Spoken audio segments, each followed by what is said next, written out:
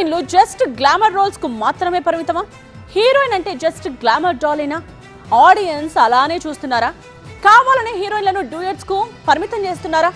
అన్ని రంగాల్లో సమానత్వం కల్పిస్తూ ఉంటే సినిమాల్లో ఇప్పటికీ ఇంకా మేల్ డామినేషన్ ఎందుకు? అది ఎవరు రాసిన గ్రామర్ అనే చర్చ రచ్చ జోరందుకుంది. ఆకాశంలో సగం, అన్ని రంగాల్లోనూ సమానత్వం. మరి తెరపైన డ్యూయెట్లు, కుదిరితే 4 కన్నీటి సీన్లు. హీరోయిన్ రోల్ అంతేనా? అలా పరిమితం చేస్తుంది ఎవరు? హీరోయిన్లను జస్ట్ ఆట బొమ్మలుగా చూస్తున్నారా?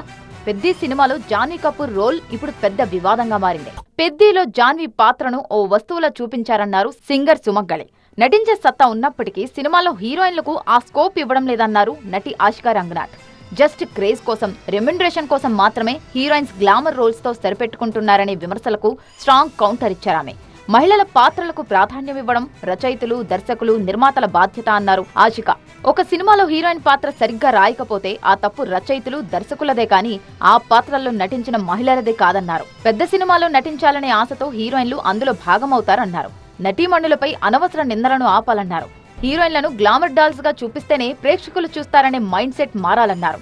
ఇంకా పాత చింతకాయ ఫార్ములాను ఫాలో అవుతున్న మేకర్స్ ను ప్రేక్షకులు ప్రశ్నించాలని ట్వీట్ చేశారు ఆషికా రంగనాథ్. నడుస్తున్న పెద్ద వివాదంపై స్పందించారు నటి అనసూయ. సినిమా అనేది కేవలం ఒక కల్పిత కథ మాత్రమే. ఇందులోని మంచి చెడులను నిర్ణయించుకునే పూర్తి విచక్షణ ప్రేక్షకులదేనని ట్వీట్ చేశారు అనసూయ. సమాజంలో జరిగే ప్రతి తప్పుకు సినిమాను మాత్రమే నిందించడం కరెక్ట్ కాదన్నారు. పెద్ది సినిమాలో జాన్వీ కపూర్ పాత్రపై విమర్శలు వెల్లువెత్తుతుండటంతో మూవీ మేకర్స్ దిద్దుబాటు చర్యలు చేపట్టారు. డైరెక్టర్ బుచ్చిబాబు సారీ చెప్పారు. అభ్యంతరాలు వ్యక్తమైన సన్నివేశాలను సినిమాల నుంచి తొలగిస్తున్నట్టు ప్రకటించారు.